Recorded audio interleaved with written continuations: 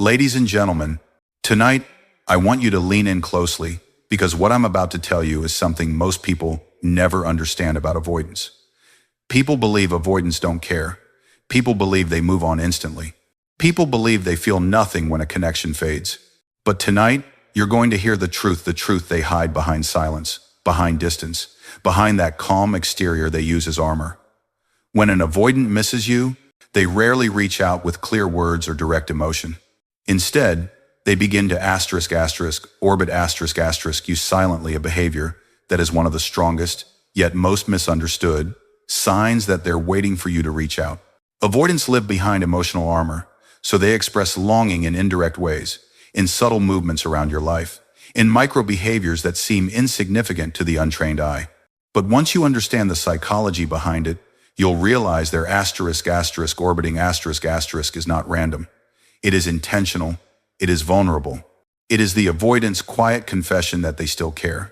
Orbiting means they place themselves close enough to feel connected to you, but far enough to protect themselves from rejection.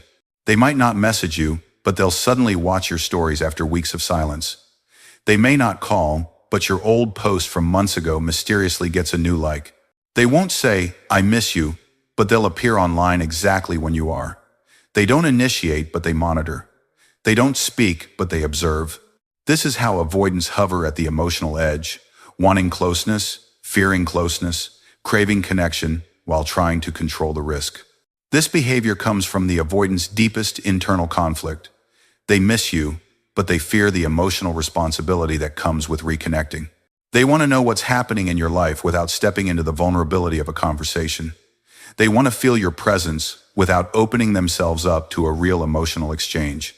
Avoidants often want you more than they admit, but the thought of reaching out and potentially being rejected shakes their entire emotional foundation. So they choose the safer option, staying near, just out of reach.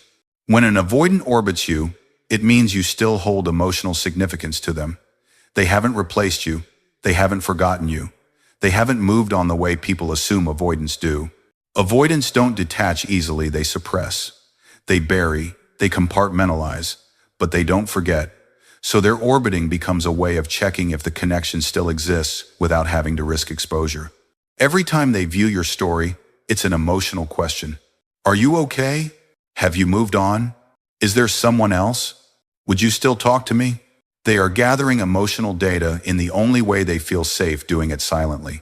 Orbiting is also their way of staying connected without triggering their fear of engulfment. Messaging you directly might pull them into emotional intimacy too quickly, and that terrifies them. But orbiting lets them connect on their terms. It gives them space. It gives them control. It gives them a sense of closeness without any pressure from you.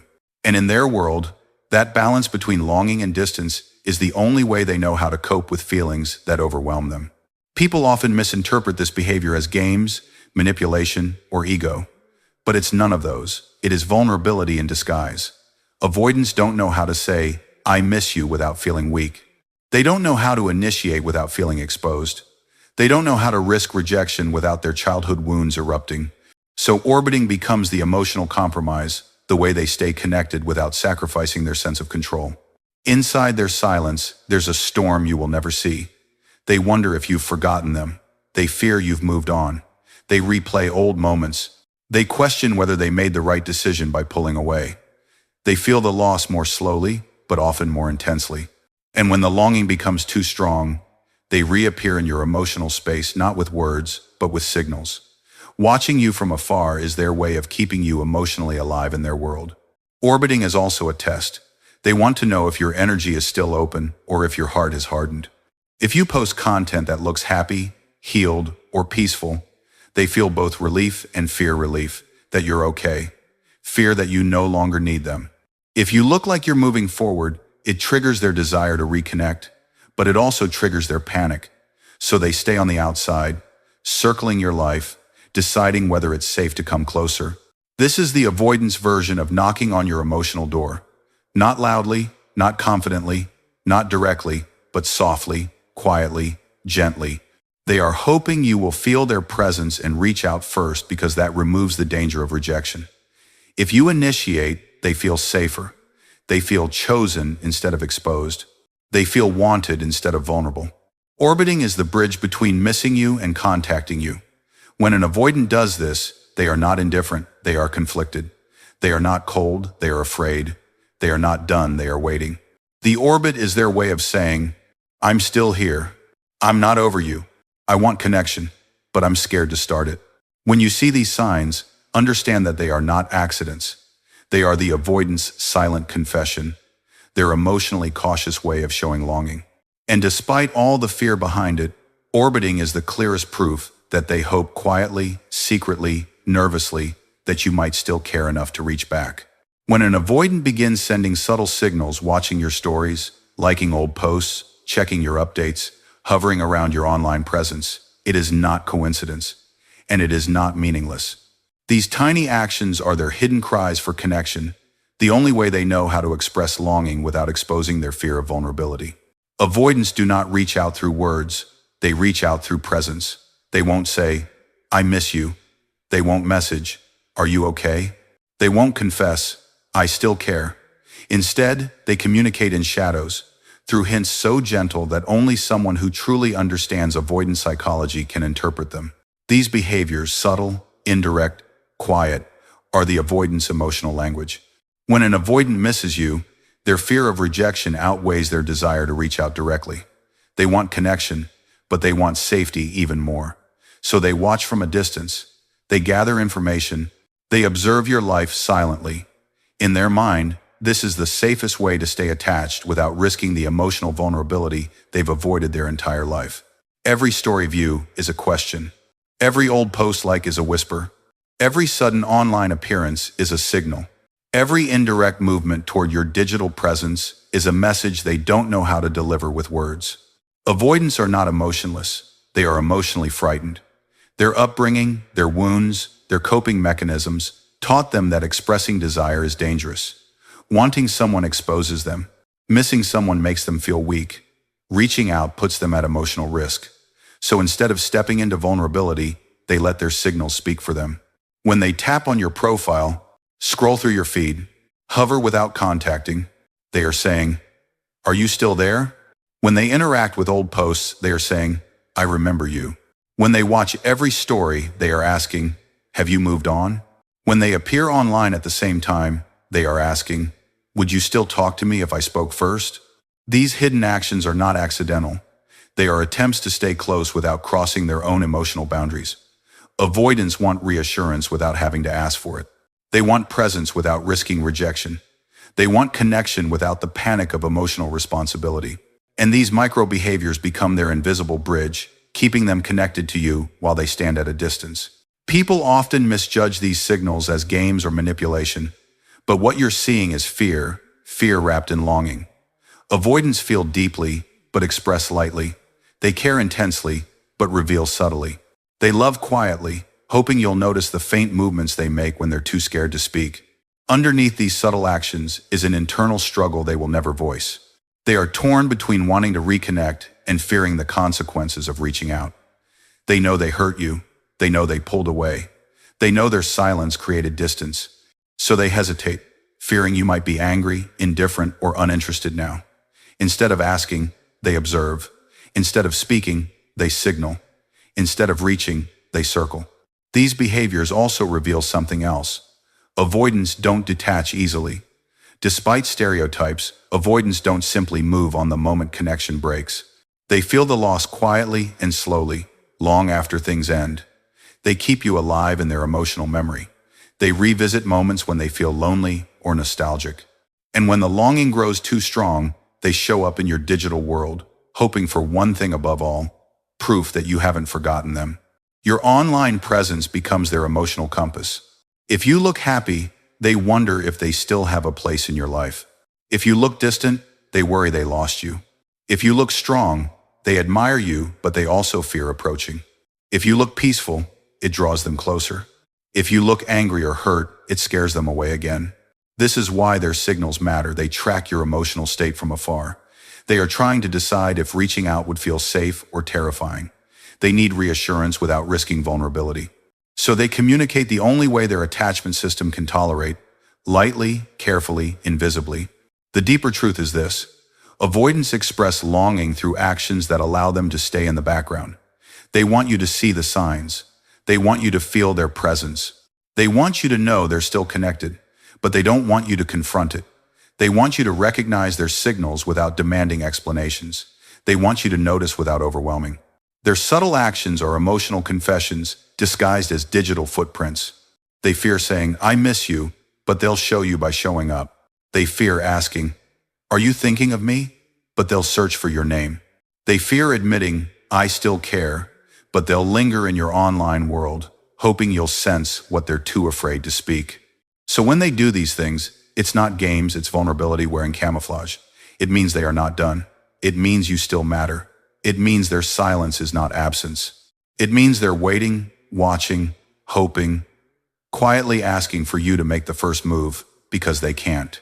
When an avoidant waits for you to reach out, it's not because they don't care. It's because the act of reaching out, the simple act of initiating contact, feels emotionally dangerous to them in ways most people will never understand. The third keynote reveals one of the deepest truths about avoidance. ***, vulnerability terrifies them more than losing you does. ***. They don't avoid you because they feel nothing. They avoid the times, emotional risk times, that comes with being the one who steps forward first. To them, reaching out isn't a small gesture, it's exposure. It's placing their heart in someone else's hands, uncertain how you'll respond. It's giving you the power to reject them, criticize them, or ignore them. And for someone whose nervous system is built around emotional self-protection, that is the ultimate threat. Avoidance grew up learning one lesson very early in life. Don't need anyone too much. Needing feels like vulnerability. Vulnerability feels like danger. Danger feels like being unprotected. So even when they miss you, even when they replay old memories, even when they check your page daily, even when they hope the connection isn't over, they cannot make themselves initiate. Their fear takes over. Instead of risking emotional exposure, they wait for signs that times you're still safe to approach. ***. This is why avoidants wait for you to reach out. Not because they're dominant or indifferent, but because the emotional consequences of being rejected feel unbearable to them. Rejection hits avoidants differently. They internalize it as personal failure. They turn it into shame. They interpret it as proof that they should never have opened up in the first place. So rather than placing themselves in a position to be heard, they hide behind silence and hope you break it first. Inside their silence is a war, longing versus fear. Longing pulls them toward you. Fear pulls them backward. And fear often wins. When an avoidant is waiting for you to reach out, they're battling thoughts like, what if they're angry? What if they've moved on? What if they don't want me anymore? What if they think I'm weak for coming back? What if they ask for clarity I don't have? What if they expect too much from me? What if I can't give them what they need? These internal questions create anxiety that they cannot soothe. So instead of taking the risk, they wait for you to signal that you're still open. They need you to remove the uncertainty before they make a move. They need to feel that the emotional climate is warm and receptive, not cold and punishing. Avoidants don't fear love, they fear the emotional responsibility they believe love demands. They fear being expected to communicate deeply. They fear being asked to explain feelings they barely understand themselves. They fear disappointing you again. They fear repeating the past. But most of all, they fear that if they reach out, you might not reach back. This is why they drop hints instead of messages. Why they appear online instead of texting. Why they watch your stories instead of calling. Why they hover in the background instead of stepping forward. They are waiting for reassurance that it's safe for them to be vulnerable. Waiting to know that you won't overwhelm them. Waiting to sense that you'll respond calmly. Waiting to confirm that the emotional stakes are manageable. Their silence isn't rejection, it's self-protection. Avoidants often want connection more than they'll admit, but they want it without the emotional risks that terrify them. They want closeness without losing control. They want affection without pressure. They want honesty without interrogation. They want communication without emotional demands. And they want to return to you without feeling like they are stepping into a storm. When they wait for you to reach out, they're hoping you can approach them with balance, calmness, and emotional steadiness.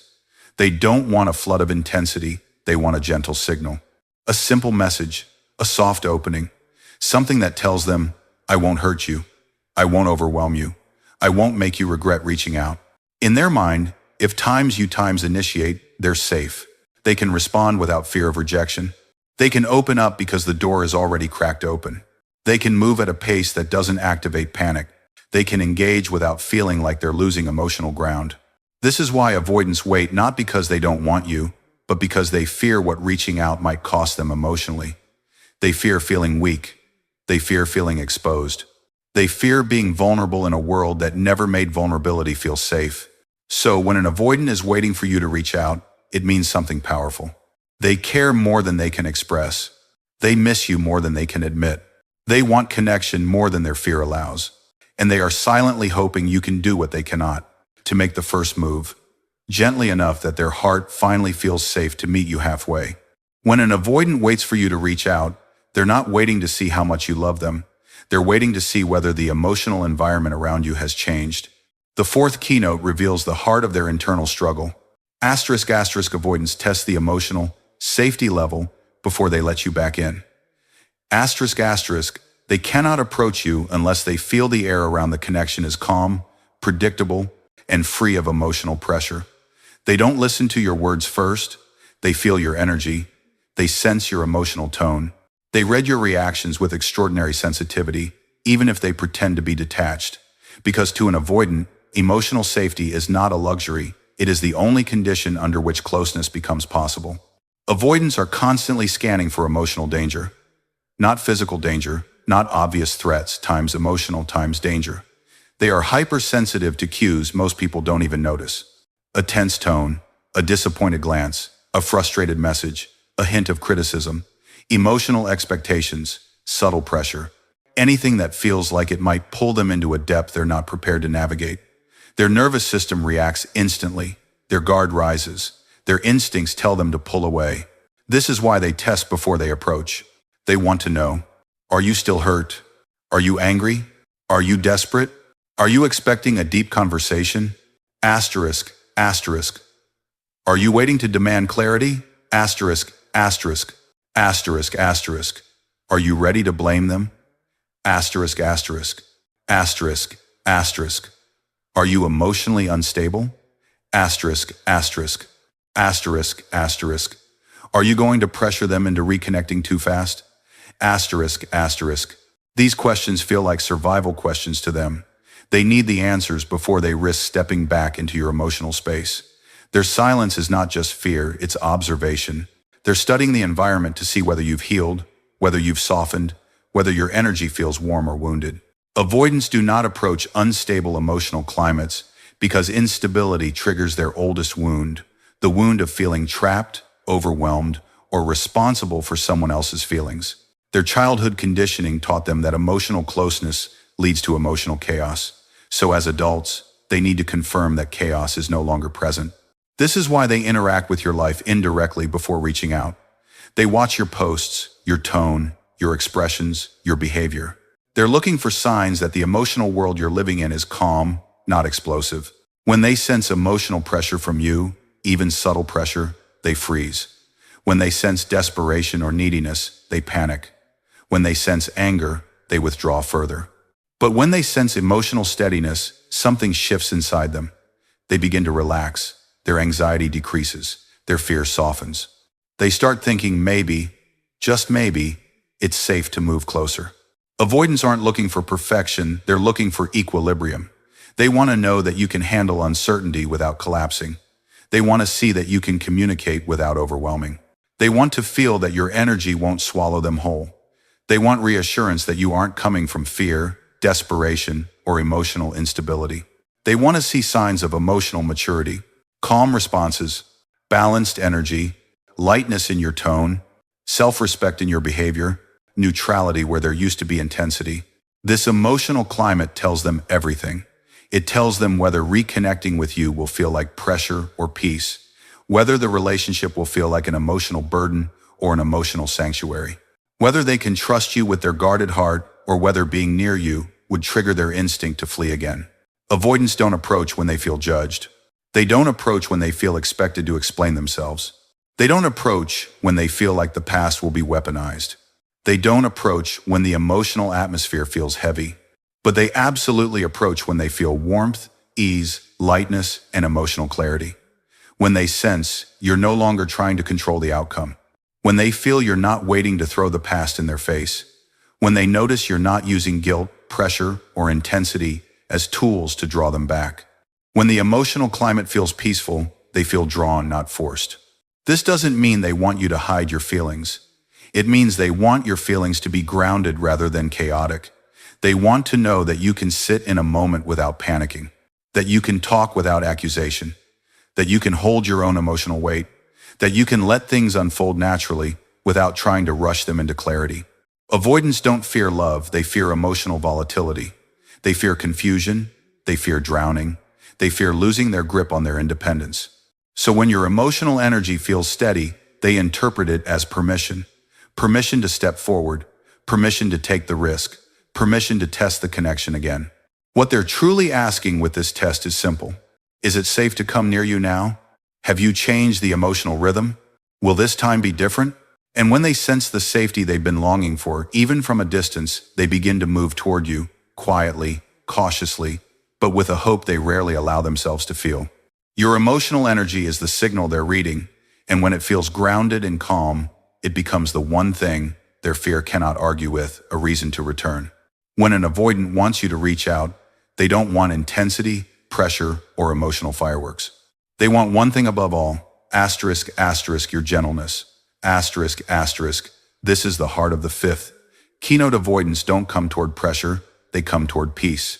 They need your energy to feel calm, steady, and grounded, because that is the only emotional environment where their nervous system allows them to connect without going into panic mode. To them, emotional intensity feels like danger, emotional urgency feels like threat, and emotional expectation feels like a trap. So if they're waiting for you to reach out, what they're truly hoping for is that you approach softly enough that their fear does not overpower their longing. Avoidants are not drawn to people who chase hard. They are not drawn to people who push for answers. They are not drawn to emotional forcefulness. That kind of energy activates their oldest wound, the wound of feeling engulfed. When they sense urgency, they feel like they're losing control. When they sense intense emotion, they fear being pulled into something they can't maintain. When they sense pressure, they interpret it as danger, not love, and danger shuts them down instantly. So when you reach out with gentleness, with calm energy, with balanced tone, with emotional self-control, something inside them shifts. Their system doesn't activate, their walls don't shoot up, their fear doesn't take over. Instead, they feel a surprising sense of safety, a sense of relief, a sense that approaching you might actually feel manageable, maybe even comforting. They recognize emotional steadiness the same way thirsty plants recognize water. It nourishes them without overwhelming them.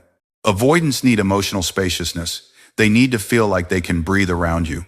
They need to know you won't react explosively to something small. And when you reach out gently, you communicate three powerful messages they desperately need to hear. You're safe. Asterisk, asterisk, I won't overwhelm you. Asterisk, asterisk.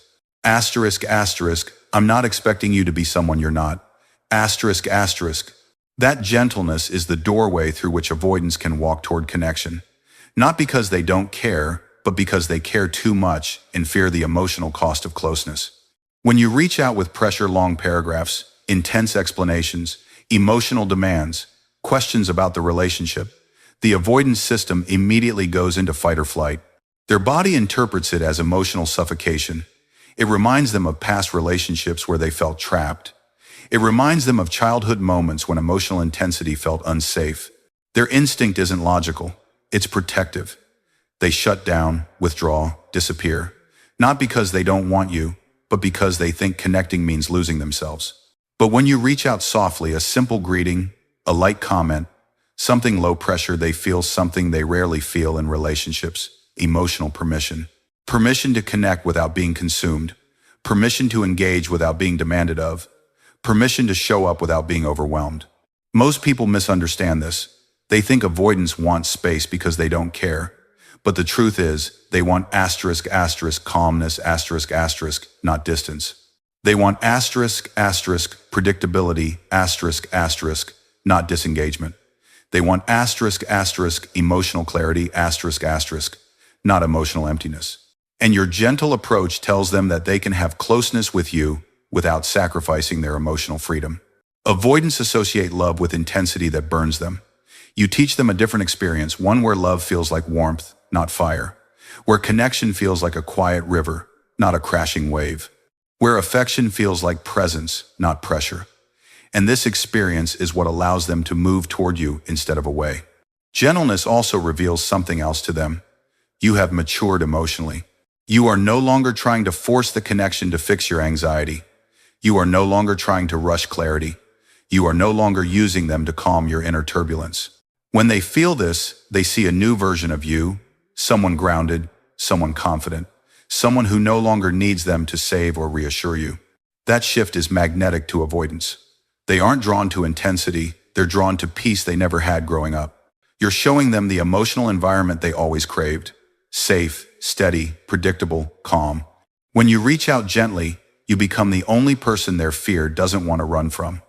The one person whose presence doesn't activate their defenses. The one person whose energy makes connection feel possible, even for someone who has spent a lifetime avoiding it. Avoidants don't open up to pressure. They open up to stability. They don't respond to emotional force. They respond to emotional safety. They don't fear love. They fear intensity. And your gentleness is the antidote to that fear. So when they wait for you to reach out, what they're actually waiting for is not your message. It's your energy. They're waiting for the version of you that can hold their vulnerability without shaking. The version of you that can love without demanding. The version of you that can stay grounded even when things are uncertain. Because when love meets them gently, their fear finally stops winning. And in that moment, they finally feel free to come closer. When an avoidant starts behaving in quiet, subtle, almost invisible ways, people often mistake that silence for indifference. But the sixth keynote reveals the deepest truth about an avoidant's internal world. Their silence is not emptiness, it is a battle between longing and fear. Their behavior, their presence from a distance, their indirect signals are not random accidents. They are emotional footprints left by a person who wants connection but is terrified of the vulnerability required to reach for it. And when they show these behaviors, they are telling you something powerful without ever speaking the words, I want you, but I don't know how to say it safely. Inside an avoidant silence, there is movement you cannot see. They replay conversations, they revisit memories, they wonder what you're doing, they think about reaching out, they consider sending a message, they hover over the typing box, they delete what they were going to say, they go back into silence because fear wins again, and then longing returns and the cycle repeats. This internal struggle is not simple for them, it's consuming. Avoidants feel everything, they just don't express anything. They feel deeply, but they hide consistently. Their emotional world is full, not empty. It is just tightly locked behind walls they built in childhood to survive emotional discomfort. So when they show signs, checking your social media, watching your stories, lingering around your online presence, these are not meaningless actions. They are emotional leaks in a heart trying to remain guarded. Every action they take from the shadows is fueled by longing. Every inaction they take is fueled by fear. This tug of war is the foundation of avoidant behavior. Their longing says, reach out, I miss them. Their fear says, don't, you'll get hurt. Their heart says, I hope they're still there. Their mind says, if they wanted me, they would have reached out already. Their desire says, I want closeness. Their trauma says, closeness is dangerous. No other attachment style battles themselves this intensely. Avoidants don't show desire the way secure or anxious people do. They don't chase openly, they don't confess easily, they don't take emotional risks unless they feel extremely safe. But they show desire in the ways they can through presence, through observation, through tiny signals that reveal they are still emotionally attached. And here is the painful truth they will never admit. They fear that you are healing without them. They fear you are getting stronger. They fear you are moving on. They fear you don't need them anymore. They fear they've lost their place in your heart, but they don't know how to ask. They don't know how to check directly. They don't know how to reach out without feeling overwhelmed or exposed. So they watch. They wait. They linger. They hope. Waiting for you to send the first signal because your signal gives them permission to lower their guard. When an avoidant does these silent behaviors, they are telling you, I'm still connected to you. I haven't let go. I don't want this to be over. I'm scared you might reject me. But they are also telling you, don't pressure me. Don't interrogate me. Don't overwhelm me. Don't ask me to be more than I know how to be right now. Their silence, then, becomes a holding place, a space where they wait for the emotional conditions to feel safe again. Avoidants are not afraid of love. They are afraid of the emotional demands that love brings. They want connection, but they want it in a way that doesn't require them to abandon their emotional boundaries. They want closeness, but they want it slowly, carefully, without urgency or expectation. And so their silence becomes the space where they feel safe enough to long for you without feeling threatened by the intensity of connection. A secure person reaches out. An anxious person chases. A dismissive avoidant waits for signs. Not signs of love, they already assume you love them. Not signs of loyalty, they already felt your consistency. Not signs of devotion, they never doubted your care. They wait for signs of safety, signs that the emotional environment is calmer, signs that you won't overwhelm them, signs that you won't demand answers they don't have, signs that the connection will feel gentler this time. Their silence is not distance, it is fear, it is longing, it is protection, it is hesitation, it is hope. That is why their tiny signals matter. That is why their quiet presence is meaningful. That is why their behavior speaks louder than their words ever will. When an avoidant does these things, they are not indifferent, they are waiting. Waiting for reassurance. Waiting for gentleness. Waiting for emotional steadiness. Waiting for a sign that reaching out won't cost them more than they can handle. Their silence is not a closed door. It is a trembling hand hovering above the doorknob, hoping you might knock first.